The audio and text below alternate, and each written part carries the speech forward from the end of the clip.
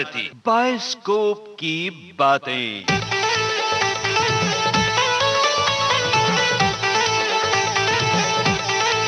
Silence.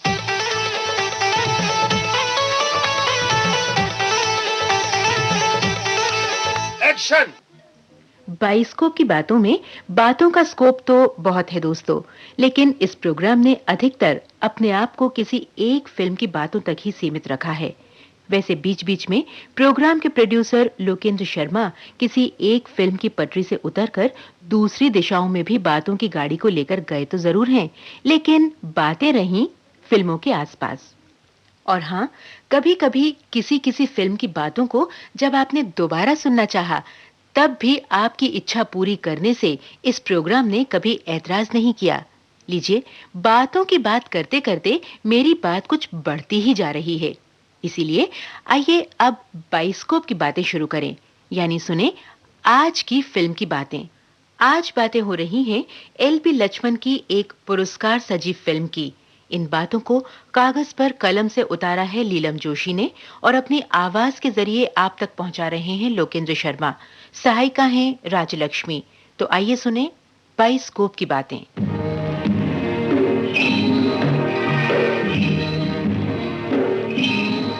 दोस्तों, आज हम जिस फिल्म की बातें करेंगे वो न तो भव्य सेट वाली कोई बड़ी फिल्म है और न ही कला की बुलंदियां छूने वाली कोई आर्ट फिल्म। आज हम जिक्र करेंगे एक ऐसी फिल्म का जो अपने छोटे से सेटअप के कारण ही एक अनोखी फिल्म मानी गई थी।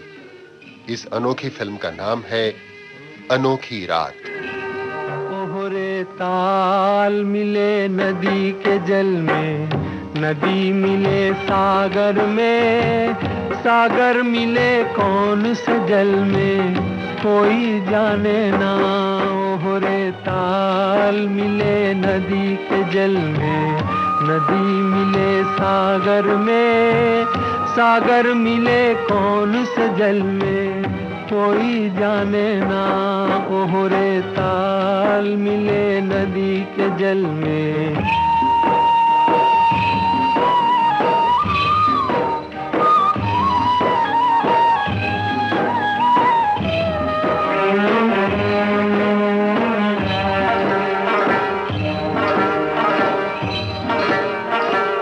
अनजाने होठों पर तू पहचाने गीत हैं, पहचाने गीत हैं।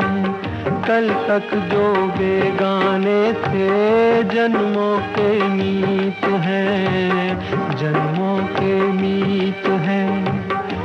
ओ मितवारे कल तक जो बेगाने थे जन्मों के मीत हैं। क्या होगा कौन से पल में कोई जाने ना। ओहरे ताल मिले नदी के जल में, नदी मिले सागर में, सागर मिले कौन से जल में कोई जाने ना। ओहरे ताल मिले नदी के जल में। फिल्म अनोखी रात के गीतों में जिंदगी का फलसफा था।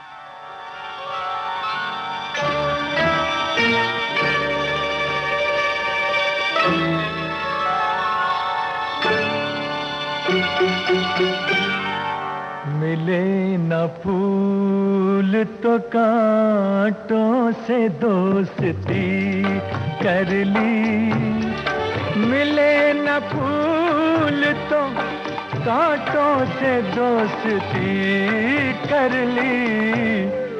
इसी तरह से बसर, इसी तरह से बसर हमने जिंदगी कर ली।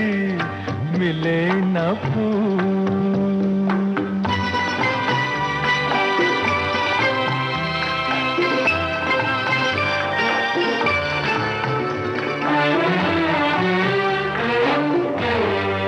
अब आगे जो भी हो अंजाम देखा जाएगा।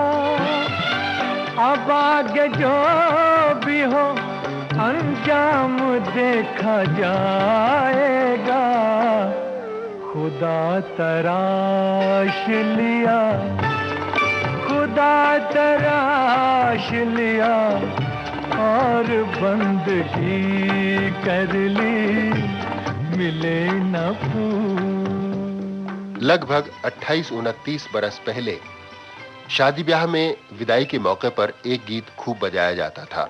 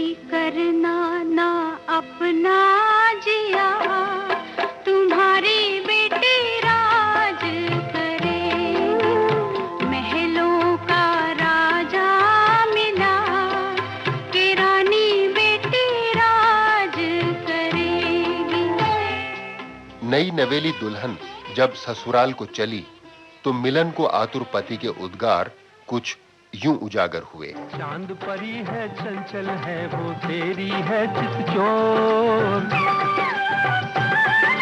चांद परी है चंचल है वो तेरी है चितचोर, मुखड़े को ही तकते तकते हो जाएगी भोर, गोरी धन का तुम्हें दर्शन होगा, ओ मन थोड़ी धीर धरो।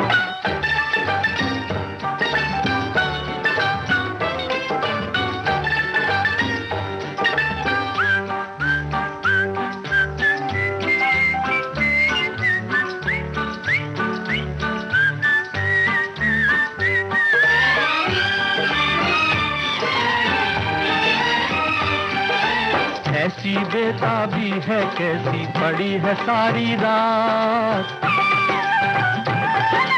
ऐसी बेताबी है कैसी पड़ी है सारी रात, जी भर भर के कर लेना तुम कम सिनिया से बात, कांधे पे झुका सामन होगा, ओ मन थोड़ी धीर धरो, बाहों में चांदी का बदन होगा, ओ मन थोड़ी धीर धरो, दुल्हन से तुम्हारा मिलन हो। फिल्म अनोखी रात के इन गीतों के रचयिता थे इंदिवर और कैफी आजमी और संगीतकार थे रोशन।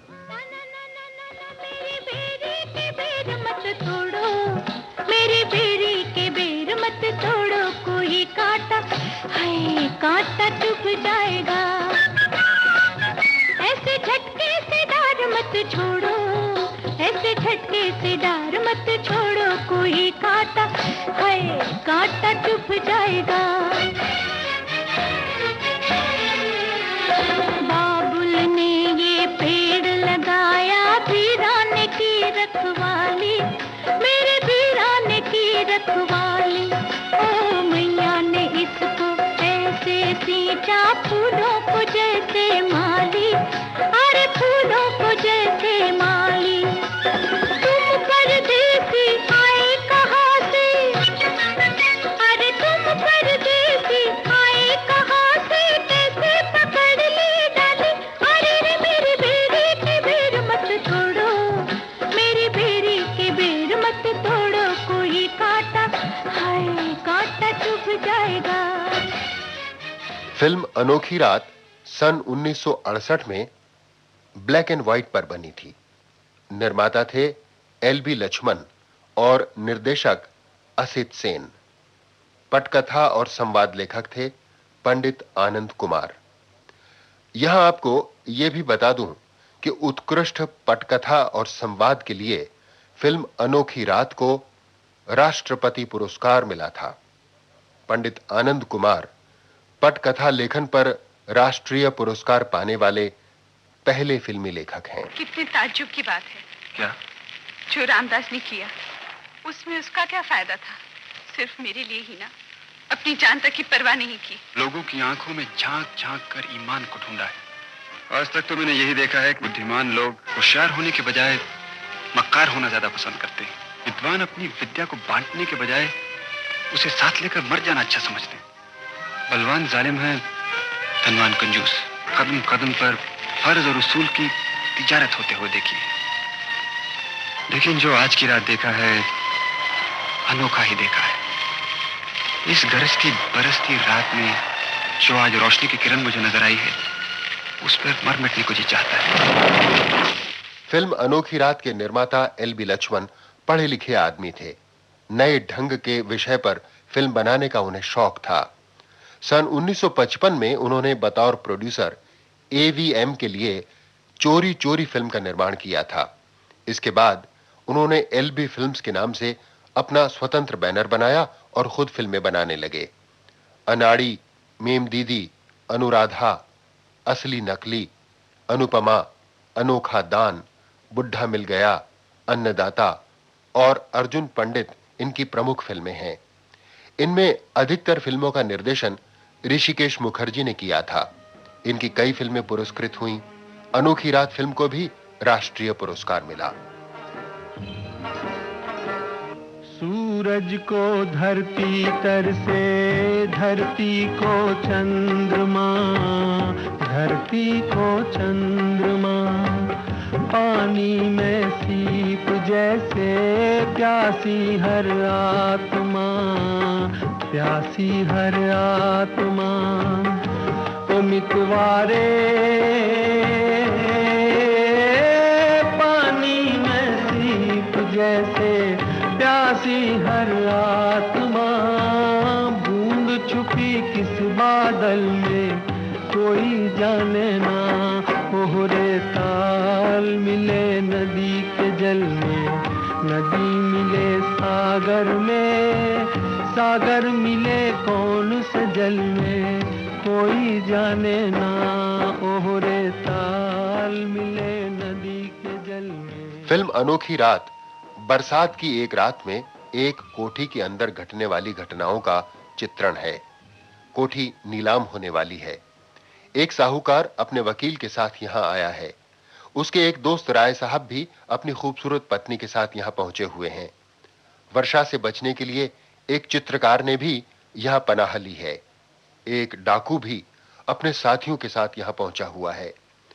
इन्हीं सब लोगों के बीच एक ऐसा नाटक शुरू होता है जो सुबह होने तक कई जिंदगियों को बदल डालता है। कोठी के अंदर प्यार, नफरत, कुर्बानी, अत्याचार और हिंसा के प्रसंग बड़े लोमहर्षक ढंग से घटित होते हैं। फ्लैशबैक में कहे गए दो प्रसंगों को छोड़ दिया जाए तो पूरी कहानी एक ही सेट पर घटित होती है। ये किन किन लोगों की भीड़ जमा है इस घर में? इसे और मेरी पोती को तो तुम जान ही चुके हो, और मेरा ख्याल है ये इन धनी मानी की बेटी हैं। जी नहीं, ये मेरी बीवी है।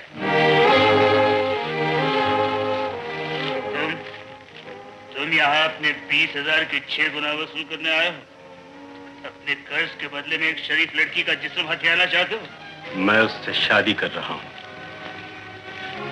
और तुम गोपाल, रमा, देनदारी के बदले में तुम अपनी जिंदगी एक सूदखोर के पास गिरवी रखना चाहते हो?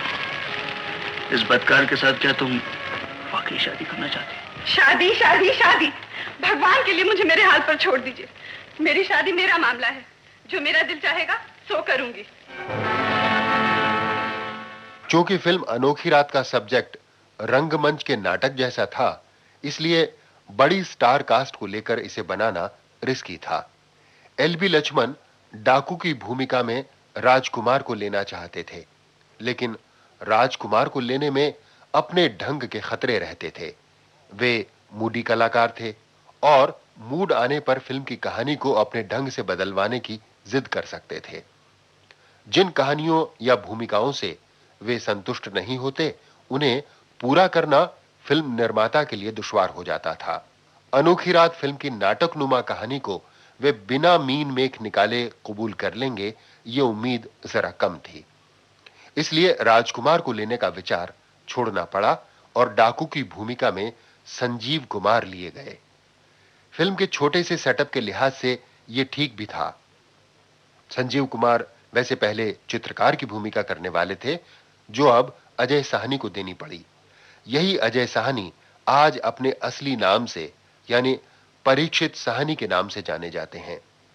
अजय यानी परीक्षित साहनी रूस में निर्देशन का प्रशिक्षण लेकर आए थे, लेकिन वे निर्देशक बनने में कामयाब नहीं हुए। उनके पिता बलराज साहनी निर्माता एलबी लक्ष्मण के मित्र थे। बलराज साहनी के अनुरोध पर लक्ष्मण जी ने अजय को फिल्म अनोखी रात में अभिनेता के रूप में लिया। अनोखी रात परीक्षित साहनी या कहिए अजय साहनी की पहली फिल्म थी। इसमें बहुत अच्छा अभिनय करने के बावजूद उन्हें लंबे समय तक फिल्मी सफलता नहीं मिली। बाद में अपने शुभचिंतकों के सलाह पर उन्होंने फिल्मों के लिए रखा गया अपना नाम अजय साहनी छोड़ दिया और वापस असली नाम परीक्षित साहनी अपना लिया और वे चल निकले। फिल्म अनोखी रात में एक यायावर चित्रकार की भूमिका में वे काफी प्रभावशाली रहे थे।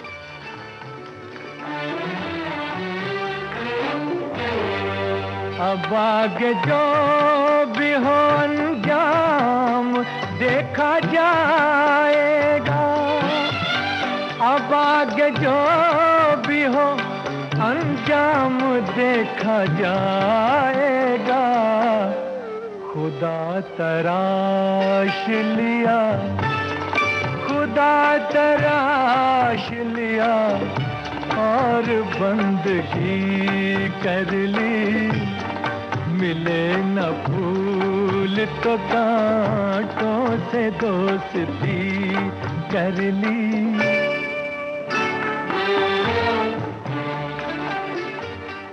फिल्म अनोखी रात में संजीव कुमार और अजय साहनी के अलावा अन्य सितारे थे। जाहिदा, तरुण बोस, अनवर, अरुणा ईरानी, बद्री प्रसाद, अमर और मुकरी। फिल्म की मूल कथा अनिल आर इदनान की थी। छायांकन कमल बोस का था। एडिटर थे तारू दत्त, आर्ट डायरेक्टर अजीत बैनर्जी और कोरियोग्राफर थे सत्यनारायण। फिल्म अनोखी रात के संगीतकार थे रोशन। फिल्म निर्माण के दौरान ही रोशन का देहांत हो गया था, इसलिए बैकग्राउंड म्यूजिक बाद में सलिल चौधरी ने दिया। अनोखी रात संगीतकार रोशन की आखिरी फिल्म थी। अनजाने होठों पर तू पहचाने गीत हैं, पहचाने गीत हैं। कल तक जो बेगाने थे जन्मों के मीत हैं, जन्मों के मीत हैं। ओ मितवारे कल तक जो बेगाने थे जन्मों के मीत हैं। क्या होगा कौन से पल में कोई जाने ना। कोहरे ताल मिले नदी के जल में, नदी मिले सागर में, सागर मिले कौन से जल में कोई जाने ना। कोहरे ताल मिले नदी के जल में।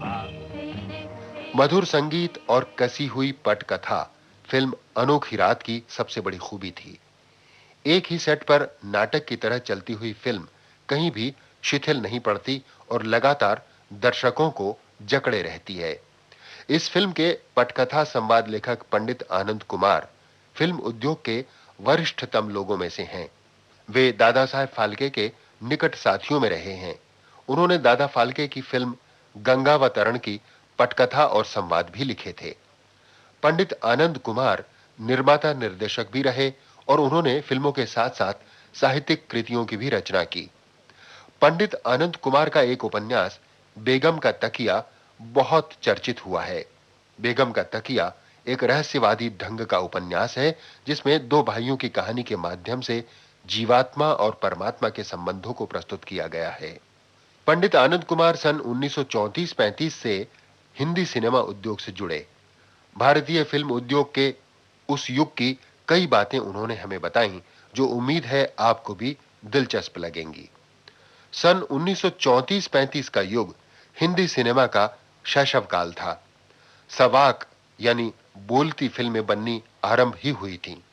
आम जनता के लिए ही नहीं बल्कि फिल्मों से जुड़े लोगों के लिए भी ये सबसे बड़ा अजूबा था। तब न तो कैमरे के धुरंधर टेक्नीशियंस थे और न ही सिनेमा विधा को ठीक से समझने वाले निर्देशक। पंडित जी के शब्दों में तब करने वालों को ये नहीं मालूम होता था कैसे करना है और करवाने वाले ये नहीं जानते थे कि किस तरह करवाना है। परंतु कला के प्रति साधना का भाव था। मन में कुछ कर दिखाने की धुन थी। वे लोग समर्पित लोग थे। उनकी नीयत बिल्कुल साफ और पाक होती थी।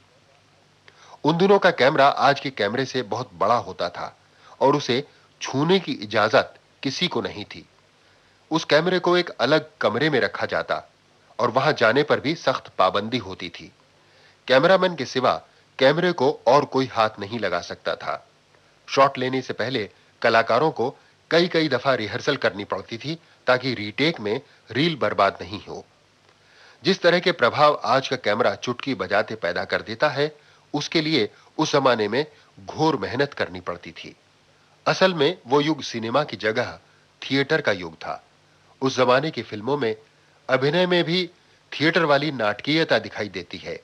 हिंदी फिल्मों पर उन दिनों उर्दू का जबरदस्त प्रभाव था। धार्मिक और पौराणिक कथाओं पर बनी फिल्मों के संवाद भी भारी भरकम उर्दू से लदे फदे रहते थे। पंडित आनंद कुमार एक बार कृष्ण चरित पर एक नाटक देखने गए। श्री कृष्ण और सत्यभामा के वार्तालाप का प्रसंग था। सत्यभामा श्री कृष्ण को कमरे में आया हुआ देखकर एक शेर पढ़ती है। मरीजे नातवा पर चारगर बेल्तमास आया, जहे किस्मत कुआ प्यासे के पास आया। शेर पूरा होते ही पब्लिक दनादन तालियां पीटती और कई बार वंस मोर का नारा भी बुलंद करती। कृष्ण और सत्यभामा के उस पौराणिक युग की कथा में भी उर्दू का प्रयोग किसी को उन दिनों खटकता नहीं था। तब के दर्शक भी गजब के रसिया होते थे। करुण दृश्यों के आने पर हॉल में स्त्रियों के सिसकने और पुरुषों के कराहने की आवाजें सुनाई देती। फिल्मों में गानों और शेरो शायरी की भरमार होती। लोग गीत और शायरी सुनने के लिए ही फिल्में देखते। प्लेबैक सिंगिंग यानी पार्श्व गायन जैसी कोई चीज नहीं थी। पर्दे पर अभिनय करने वाला कलाकार अपने गाने खुद गाता था। इस तरह का था वो युग जब पंडित आनंद कुमार ने प्रतिभा, बसंत सेना, छत्रपति शिवाजी, चरणों की दासी, महारथी कर्ण, भिखारिन, अलख निरंजन और माया मच्छिंदर जैसी फिल्में लिखी। दोस्तों, बाइस्कोप के उस दौर की और बातें किसी और अवसर पर करेंगे। आइए फिलहाल वापस लौट चलें फिल्म अनोखी रात की तरफ।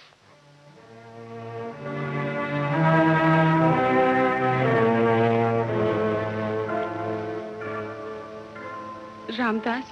हाँ बिटिया। क्या ये भी बिक जाएगी? नहीं बिटिया, जैसे औलाद नहीं बिकती वैसे माँ भी नहीं बिकती। मैंने माँ को कभी देखा नहीं, पर जब जब इस मूर्ति को देखा है तभी तब माँ की याद आई है। मेरी माँ ऐसी ही थी ना रामदास? हाँ बिटिया, भरोसा रखो, ये रामदास बिक जाएगा पर ये माँ की मूर्ति कभी नहीं बिकेगी।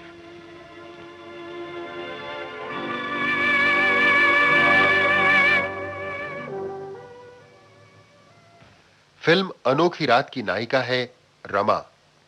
रमा के माँ बाप मर चुके हैं। एक दादाजी हैं।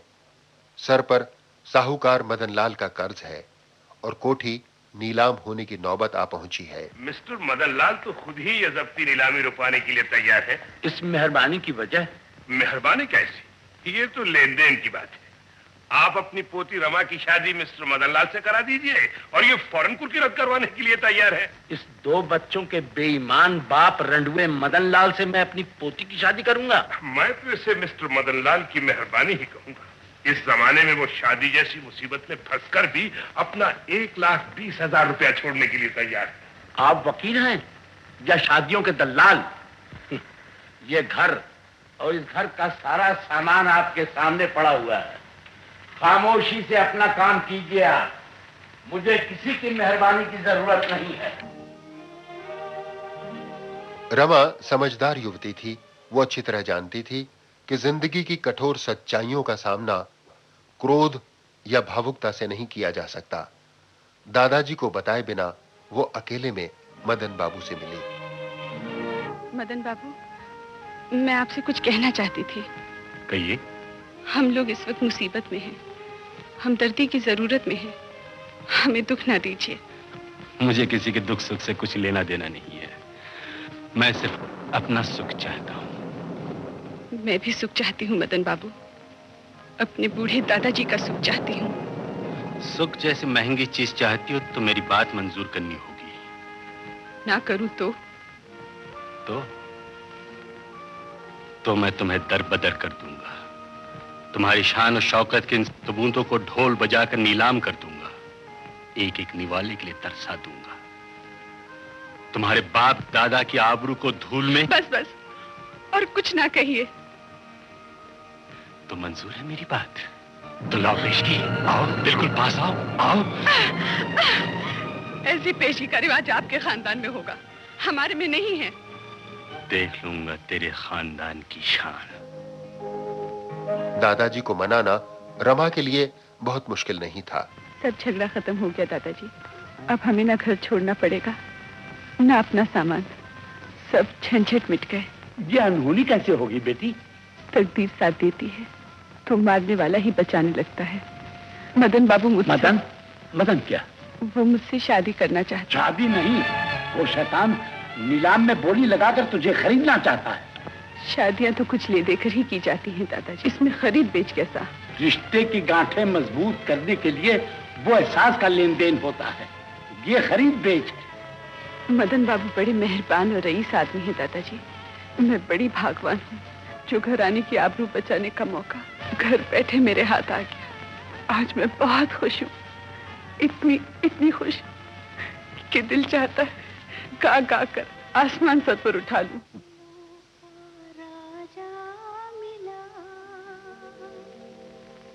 के रानी बेटे राज करेगी, खुशी खुशी कर दो विदा।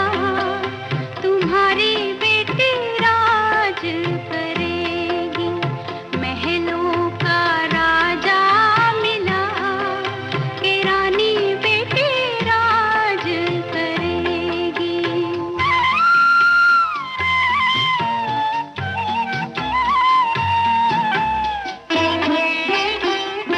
जिस घर जाए स्वर्ग बना दे, जिस घर जाए स्वर्ग बना दे।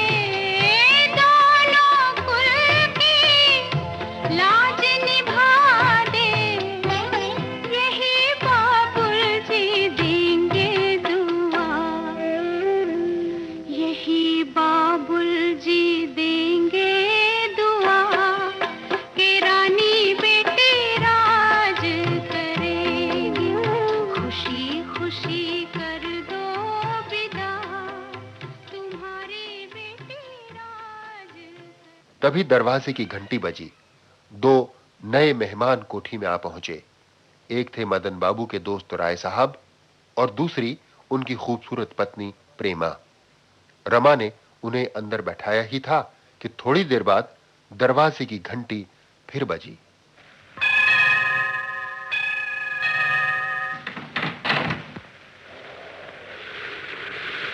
कौन है आप? जी? मैंने पूछा कौन है आप? जी मैं तस्वीर बनाता हूँ, यानी कि मैं पेंटर हूँ। पेंटर?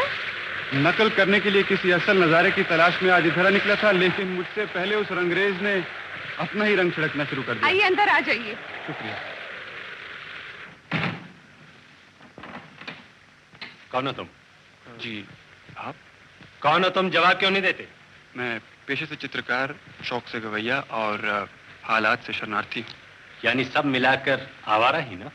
यूं भी कहा जा सकता है, और यूं भी समझा जा सकता है कि किसी जमाने में चित्रकार और गवैये राज दरबारों की शान। न ये राज दरबार है न शरणार्थी कैंप। Get out. आप गुस्सा न कीजिए, गुस्से में आदमी अदब भूल जाता है। तुम हमें अदब सिखाओगे? चले जाओ यहाँ से। आप नहीं जाएंगे मदन बाबू। अपने घर पर और अपने ऊपर अभी तक मेरा पूरा अधिकार है। आप बैठिए। रमा, मैं चला ही जाऊं तो अच्छा है। बारिश बंद हो जाए तो चले जाइएगा। इस इंतजार में न जाने कितनी देर रुकना पड़ जाए मुझे। थोड़ा इंतजार कर लीजिए। रमा ने न केवल चित्रकार को घर में पनाह दी, बल्कि सभी मेहमानों के साथ उसका खाना भी बनवाया। परंतु स्वाभिमानी चित्रकार मुफ्त में किसी का खाना कैसे खा सकता था? इस पर रमा और चित्रकार के बीच एक दिलचस्प समझौता हुआ। क्या सोच रहे हैं? सोच रहा हूँ इस खाने की कीमत इस तस्वीर की कीमत से कहीं ज्यादा होगी। आप बना रहे हैं इसलिए, या तस्वीर मेरी होगी इसलिए? जी। खाने का इसरार तो इसलिए किया था कि मेरी तस्वीर के दाम एक वक्त की भूख मिटाने के लिए भी काफी नहीं होंगे। मेरा पेशा और शौक दोनों मिलकर भी जिंदगी भर आपकी कीमत नहीं लगा सकेंगे। खाना खाइए। रमा और चित्रकार को घुल मिलकर बातें करते हुए देखकर मदन बाबू की छाती पर सांप सा लौटने लगा। क्या कर रहे हो? रेखाएं खींच रहा हूं। रेखा समझते हैं ना आप? रेखा यानी लकीरें। लकीरों में जान फूंक कर आदमी की सीरत का अंदाजा लगाता हूं मैं। जाल मत फैलाओ मेरे सामने। मैं खूब जानता हूं तुम लोगों की सूरत सीरत को। कहाँ रहते हो? रहना सहना क्या है जनाब, ये तो सफर है। जहां रात हो जाती है वहीं बसेरा कर लेता हूँ। तो फिर आज जहां मुफ्त की रोटी खाई है वहीं बसेरा करने का भी इरादा है क्या? मदन बाबू, आदमी का आदमी से इतना भी झगड़ा हो सकता है ये मुझे मालूम नहीं था। आप हमारे मेहमान हैं। मेहमान की बेइज्जती करने का मौका देकर कम से कम मेरी तहजीब के रास्ते पे कांटे ना फैलाएं आप। चित्रकार सिर्फ सुंदर चित्र ही नहीं बनाता था, वो गाना भी अच्छा गाता था। नजर मिली भी न थी और उनको देख लिया। नजर मिली भी न थी और उनको देख लिया। जुबान खुली भी न थी, जुबान खुली भी न थी और बात भी कर ली, मिले न फूल। चित्रकार रमा के नजदीक आता जा रहा था, तभी फिर घंटी बजी। रमा ने दरवाजा खोला और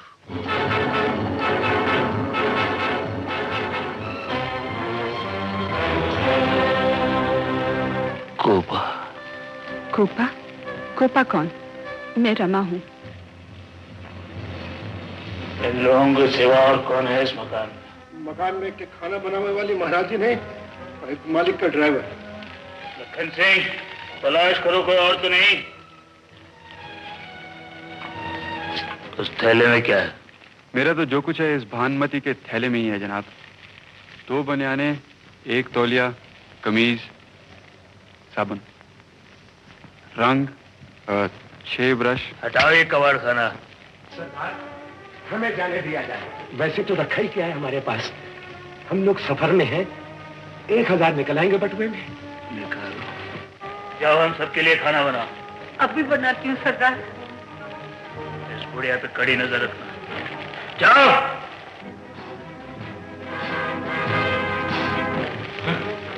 रोब तो ऐसे झाड़ रहा है जैसे डाकुओं का सरदार बलदेवा हो। ठीक समझा, मैं ही बलदेवा हूँ। तो तुम हो डाकुओं के सरदार बलदेव सिंह। तुम दिलावर ज्यादा हो या अक्लमंद? सरकार ने तो तुम्हारी खोपड़ी की कीमत 1.25 लाख रुपए लगाई है। मैं उन भेड़ियों को अच्छी तरह जानता हूँ जिन्होंने मुझे पकड़वाने के लिए चंदा करके पूंजी सरकारी धरती में गाड़ रखी है। मुझे बहुत खुशी हुई तुमसे मिलकर। मुझसे मिलकर आपको खुशी नहीं खौफ होना चाहिए। मैं बड़ा खतरनाक डाकू हूँ।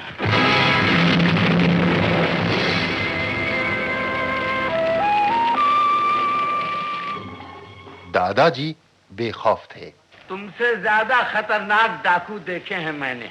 इसे देखो, ये डाकुओं के बादशाह का बेटा है। इसके बाप ने मेरे बेटे को आज से 6 साल पहले 20,000 रुपया कर्ज दिया था। आज ये लुटेरा उसे 6 गुना बनाकर हमें दरबदर करने के लिए आया। ये कानूनी लुटेरा है। बहुत बुद्धू था आपका बेटा। ये जानना चाहिए कि साहूकार देता ही इसलिए है कि कर्ज लेनदार का मटिया मेट करके वापस लौटे। ये साहूकार का बेटा हमारा मटिया मेट करके सिर्फ कर्ज की भरपाई से सब्र नहीं करना चाहता, बल्कि ये बदकार सूद दर सूद में इस बूढ़े लाचार की पोती को भी उससे झपट लेना चाहता। चुप रहिए दादाजी, आप चुप रहिए। ये बातें चल ही रही थीं कि घर के वफादार नौकर रामदास ने मौके का फायदा उठाया और बलदेवा पर पिस्तौल तान दी।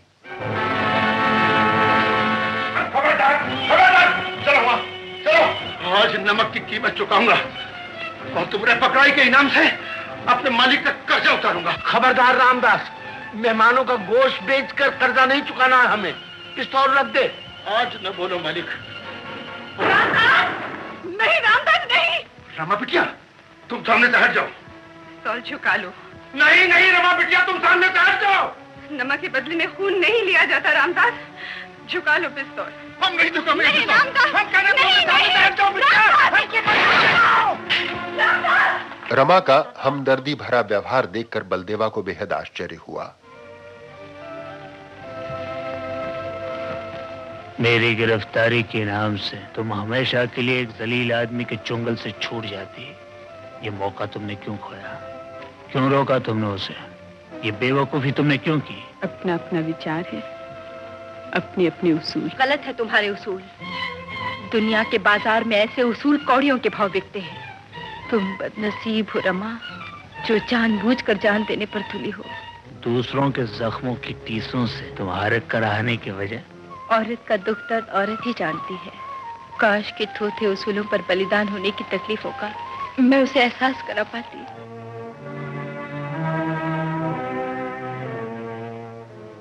गोली चलने की वारदात के बाद कोठी में एक निस्तब्धता सी हावी हो गई।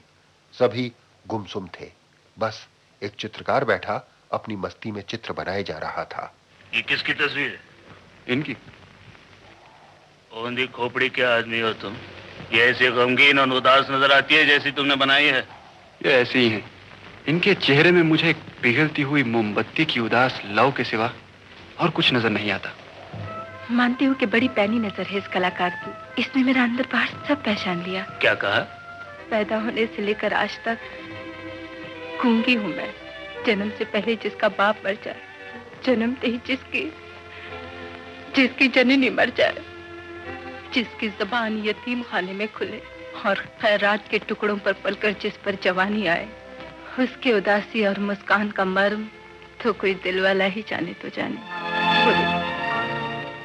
प्रेमा ने अपनी कहानी सुनाई और ये कहानी फ्लैशबैक के जरिए पर्दे पर आई। मैं उस दिन को पल भर के लिए भी नहीं भुला सकती जिस दिन अनाथालय के चैरिटी शो के लिए मैं डांस रिहर्सल कर रही थी और ये दानवीर मेरी जिंदगी संवारने के लिए अपना तन मन धन लुटाने आए थे। अनाथालय के दिन ही बदल जाएंगे। वो जल्दी करो ना, अली राय साहब आ गए। सुनो, इसे रिहर्सल मत समझना, बिल्कुल शो जैसा होना चाहिए, समझी? चल जल्दी आ। बाबुल ने ये पेड़ लगाया वीराने की रखवाली, मेरे वीराने की रखवाली।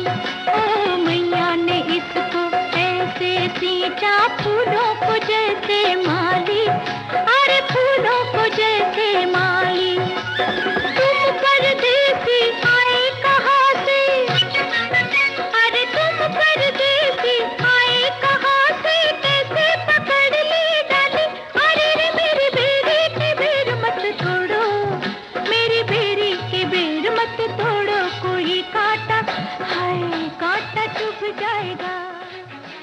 डांस देखने के बाद राय साहब ने जो प्रस्ताव रखा उसे सुनकर सभी भौचक्के रह गए।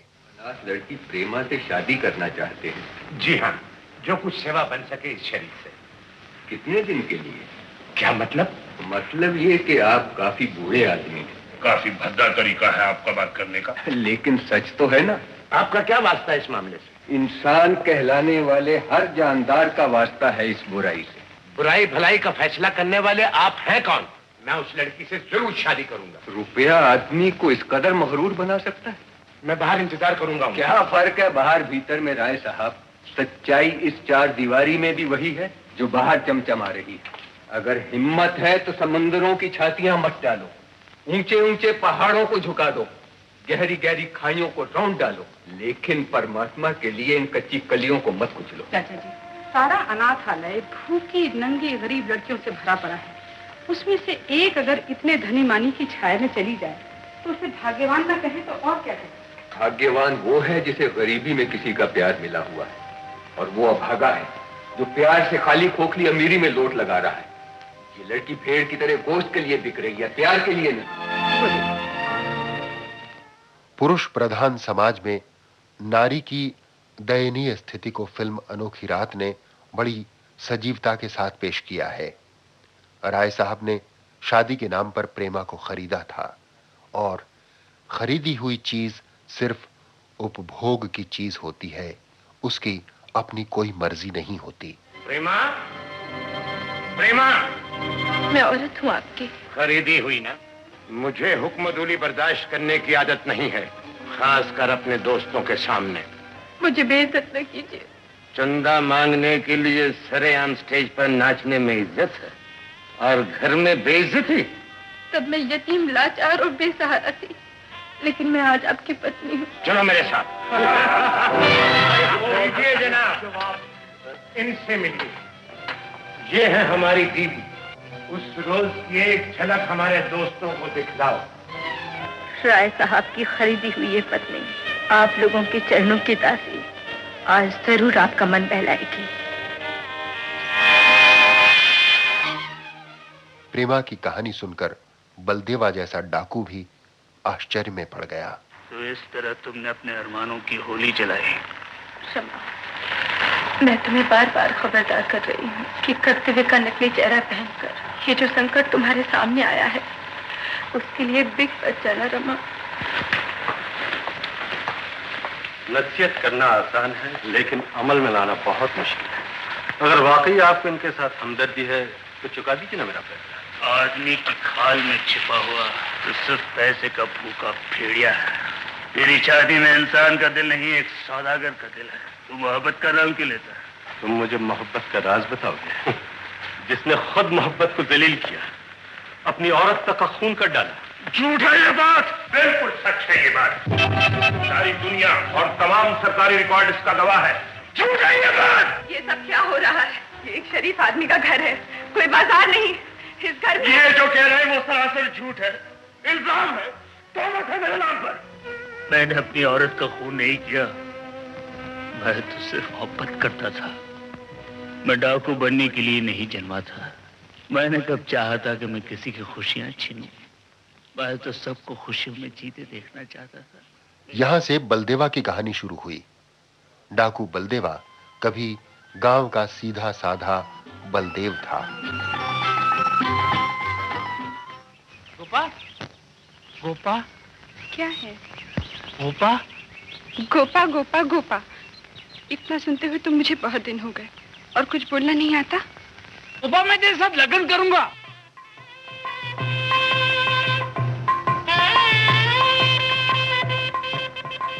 बलदेव सरकारी डाक बंगले का चौकीदार था।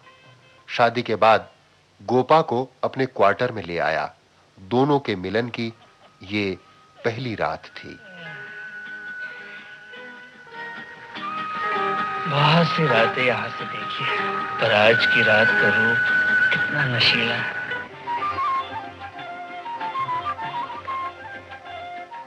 कोई है उधर? चौकीदार, चौकीदार, चौकीदार। जाने इस वक्त कौन कम वक्त मरा है। तुम चौकीदार उस डाक बंगलों के? हाँ सर। हमारे भाई कितनी आवाजें थी, दिन सुबह ही सो जाते हो क्या? नहीं साहब, चलिए मैं डाक बंगला खोल दीजिए। जब परवाना ही मौजूद है तो कौन रोक सकता है? सुनो, क्या नाम है तुम्हारा? बलदेवा। अब देखो बलदेव, भूख बड़े जोर की लगी है, कुछ खाने का बंदोबस्त करो। जी खाने का तो यहाँ इस वक्त कोई बंदोबस्त नहीं। अरे ऐसे कैसे? रात कैसे गुजारेंगे? वो सब मैं कैसे बताऊं? हाँ साहब, नीचे गांव में एक दुकान है, आप वहाँ चले जाइए। तुम कैसे बनाते हो? मेरा क्या है साहब, अभी तक तो हाथ से ही बनाता था। अब नहीं बनाओगे? आज की रात तो बनाऊंगा नहीं। क्यों? जाने कौन है, इस वक्त हम रहे हैं सरकारी परवाना लेकर। सरकारी ही सही, मगर भूखे हैं ना। फिर क्या, भूखे हैं तो उन्हें खाना मिलना चाहिए। यहाँ कोई लंगर खोल रखा है क्या? ये तो बड़ी नसीब की बात है कि सुहाग की रात में कोई बड़े आदमी तुम्हारे दर पे आके तुमसे खाना मांग रहे हैं। गोपा की बात मानकर बलदेव साहब लोगों के लिए खाने का इंतजाम करने के लिए चल पड़ा, लेकिन लौटा तो पाया कि उसकी दुनिया उजड़ चुकी है। मुझे मत छूना, दूर रहो, दूर रहो। मैं लुट गई। मुझे लूट लिया। मैं लुट गई। दूर रहो, छूना मत मुझे। तुम्हें देने के लिए कुछ भी नहीं मेरे पास, कुछ नहीं।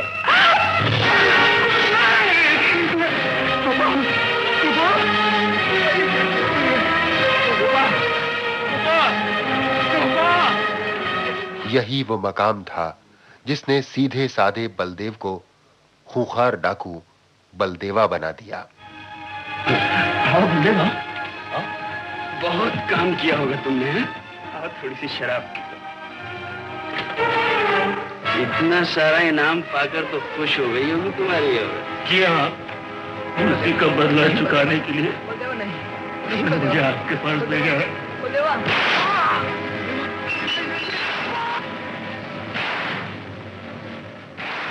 कुछ लोग अपने होने से बुरे होते हैं, मगर कुछ को हालात बुरा बना देते हैं। बलदेवा हालात का शिकार था। हालात ने उसे डाकू बनाया था, और बलदेवा ही क्यों, दादाजी, रमा, प्रेमा और चित्रकार सब अपनी अपनी जगह हालात के शिकार थे। ये किसकी तस्वीर बना रहे हो? सूरत वही है लेकिन लिबास दूसरा है। देख रहा था देहाती कपड़ों में सूरत कैसी लगेगी। क्या हुआ, हैरान क्यों हो गए? दुखी दिल के जोश और जज्बे से एक औरत का बदला लेने के लिए न जाने तुमने कितनों को मौत के घाट उतार दिया। जुल्म बर्दाश्त करने की आदत छूट चुकी है तुम्हारी। पता नहीं एक दूसरी औरत पर जुल्म होते हुए देखकर तुम क्या कर बैठो। पल भर में साहूकार के बेटे की छाती में गोली अंदर और दम बाहर कर दूंगा। सारा झगड़ा ही खत्म। नहीं होता ना झगड़ा खत्म तो फिर तो एक मालदारों को लूटना पड़ेगा मुझे। लूट की रकम से कर्ज नहीं चुकाया जा सकता। तू अक्खड़ आदमी है, सोच नहीं सकता। तू तो अक्लमंद है। तू बता, है कोई तरकीब? मुझे मार डाल। तेरे मरने से क्या फायदा? बलदेव, अपने चचा की वसीयत के मुताबिक मेरी शादी के 1 साल बाद मुझे बहुत बड़ी रकम मिलने वाली है। और अगर तेरे नसीब में शादी न लिखी हो तो? फिर भी मैं ये रकम किसी के नाम भी वसीयत कर सकता हूँ, लेकिन ये रकम उसे मिलेगी मेरी मौत के बाद ही। मैं इस लड़की के नाम उसकी वसीयत कर दूं तो वो फौरन इस मुसीबत से आजाद हो जाएगी। तो कर ले वसीयत, मार ले गोली अपने आप। मेरे सर पे ये खून क्यों? देख बलदेव, तू मुझे नहीं मारेगा तो मैं तुझे मारूंगा। कामयाब हो गया तो तेरा इनाम उस लड़की को बचाएगा, मारा गया तो वो मेरी दौलत पाएगी। रात का अंतिम प्रहर बीत रहा था। अनोखी रात की कहानी भी अपने अंतिम चरण में आ पहुंची। नौकर रामदास गायब था। दादाजी, रामदास नहीं है घर में। कहाँ गया? पता नहीं, इनाम की लालच में पुलिस को खबर देने ना चला गया हो। अरे मैं हाथ जोड़ती हूँ, आप चले जाइए यहाँ से। जाने से पहले मुझे कुछ हिसाब चुकाना है। नहीं नहीं, रामदास आपको मारना नहीं चाहता। उस भोले आदमी की भली अकल मेरे बचाव के लिए और कुछ ना सोच सके। मुझ पर रहम कीजिए, पुलिस के यहाँ आने से पहले ही चले जाइए। फैसले की घड़ी आ गई।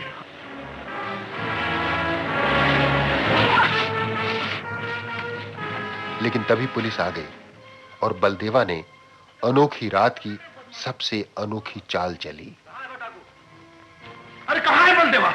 पूछो, मेरी गिरफ्तारी का इनाम रामदास को ही मिलेगा ना?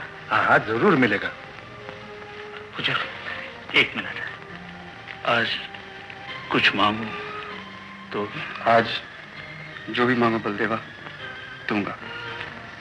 उनमें से एक कागज मुझे दे दो। मुझे मालूम था।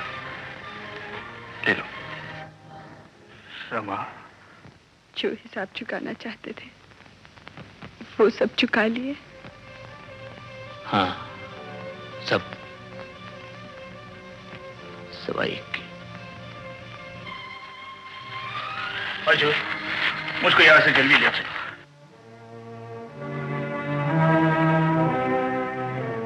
दुनिया में दो तरह के लोग होते हैं, एक वो जिनके पास सब कुछ होता है और दूसरे वो जिनके पास सिर्फ लाचारी होती है। बेरहम डाकू होने के बावजूद बलदेवा भी लाचार था। बलदेवा ने खुद को पुलिस के हवाले कर दिया ताकि रमा की जिंदगी बेरहम साहूकार के शिकंजे से छूट जाए। मगर क्यों? क्या इसलिए कि रमा की सूरत उसकी गोपा से मिलती थी? क्या वो एक और गोपा की तबाही रोकने के लिए अपने आप को कुर्बान करने के लिए तैयार हुआ था? वो है तेरी पद्मिनिया और तू बांका रजपूत। वो है तेरी पद्मिनिया और तू बांका रजपूत। गज भर की छाती रखता है दिल भी रख मजबूत। नैनों नैनों में रन होगा ओ मन थोड़ी धीर धरो।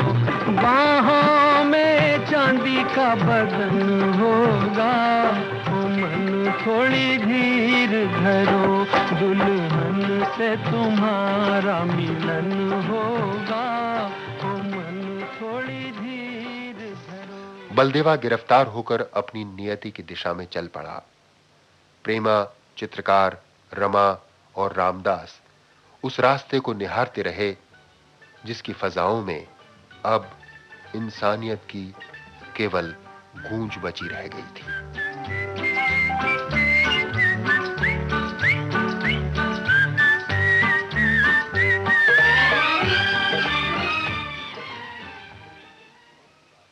फिल्म अनोखी रात छोटे बजट और छोटे सेटअप के बावजूद एक सफल फिल्म रही। इसे सन 1969 में राष्ट्रपति पुरस्कार से सम्मानित किया गया। हर वर्ग के दर्शक ने इस फिल्म की सराहना की, लेकिन सबसे हैरतअंगेज बात यह थी कि देश भर में कामयाब रही यह फिल्म महाराष्ट्र में फ्लॉप हो गई। महाराष्ट्र हिंदी सिनेमा का गढ़ है, परंतु यहां पर इस अच्छी फिल्म की असफलता ने फिल्म व्यवसाय के पंडितों को चक्कर में डाल दिया। फिल्म अनोखी रात जब रिलीज हुई तब हिंदी सिनेमा से ब्लैक एंड व्हाइट फिल्मों का जमाना विदा ले रहा था। फिल्में रंगीन होने लगी थीं, लेकिन अनोखी रात ने ब्लैक एंड व्हाइट होने के बावजूद सराहनीय सफलता पाई और यह साबित कर दिया कि अच्छी फिल्म सदा अच्छी होती है। बाहरी रंगीनी और तड़क भड़क फिल्म को सजा सकती है, उसमें प्राण नहीं फूंक सकती। जैसे पत्थर की मूरत चाहे जितने गहनों से सजा दी जाए, उसके सौंदर्य में जीवन की गर्मी नहीं आ सकती। फिल्म अनोखी रात को निश्चय ही प्राणवान कथानक, दार्शनिक गीत और सार्थक संवादों ने जीवंत बना दिया था।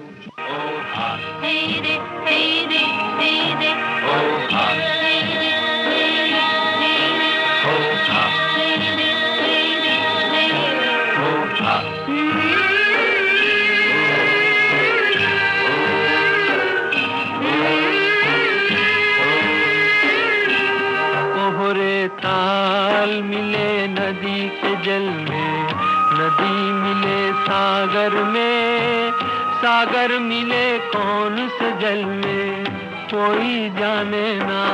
ओहरे ताल मिले नदी के जल में।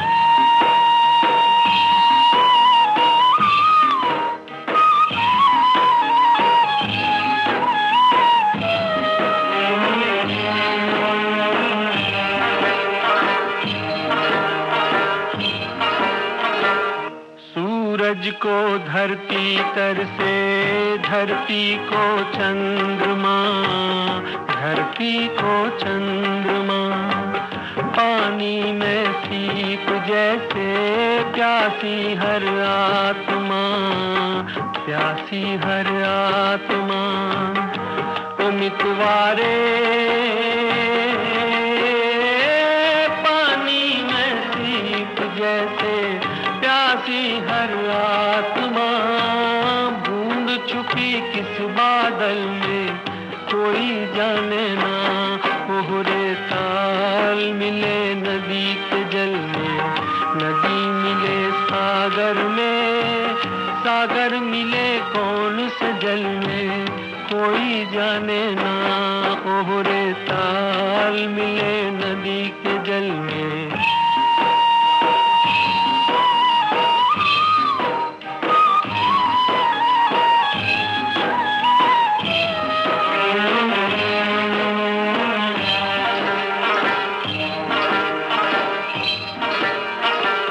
अनजाने होठों पर तू पहचाने गीत है, पहचाने गीत है।